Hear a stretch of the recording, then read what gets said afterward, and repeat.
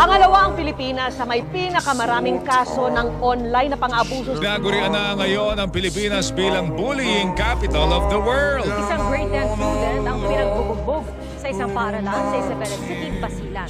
Ang mitya ng krimen, madalas na pambubuli umano ng biktima.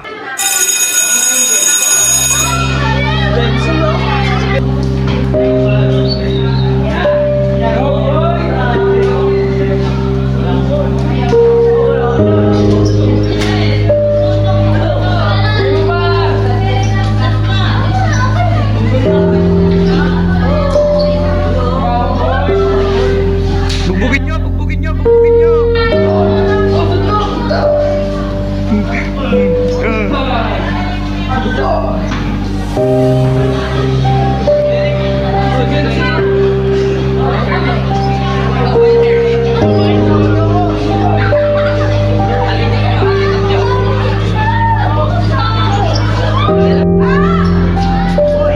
Ayos ka lang?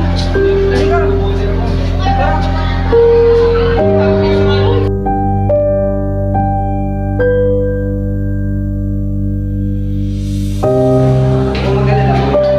Gagawa ako ng paraan para mapigilan ang pagbubulit dito sa ating paaralan.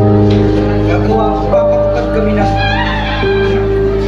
program para matigil ang mga nangyayari sa paaralan natin. Ang bahala sa iyo.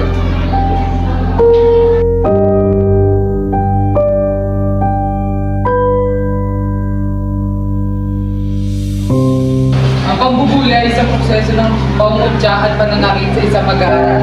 Maaari nito maapektuhan ang inyong pag-aaral o edukasyon. We make this paper is to raise awareness and stop bullying. Ang ginawa namin yung layunin na to para bigyang diin ang pangangailangan para sa kamalayan at pag-iwas at intervensyon sa pambubuli sa paaralan.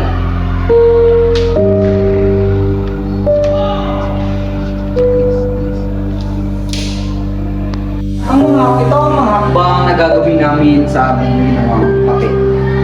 Ang unang hakbang namin ay gagawa kami ng isang pangmalawakang ugnayan para sa lahat. Para sa ating mga kamag-aral, mga guro dito sa paaralan para may iwasan ng mga pambubuli. Ikalawa na aming gagawin ay magpapatupad kami ng isang batas para sa mga tao o sa mga taong nang bubuli dito sa ating paaralan. Isang batas na para maiwasan ang mga pambubuli o pananakit dito sa ating paaralan ngayon. Ikatlo, ito lang tatandaan mo, huwag kang mag-iisa. Tandaan mo to, hindi ka nag-iisa. Tandaan mo, lagi na nandyan ang ating Panginoon para tayo ay tuloyan. Andyan ang ating mga guro, andyan ang ating mga tagabantay. Kung kailangan mo ng tulong, andyan sila para hindi tayo babayaan. Ito lang ang tatandaan mo lagi. Bullying is never okay. Stand up for what is right. Everyone is special. Tandaan mo to. Think before you speak.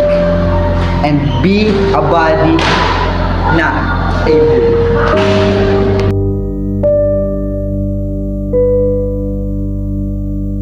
Be a body, not a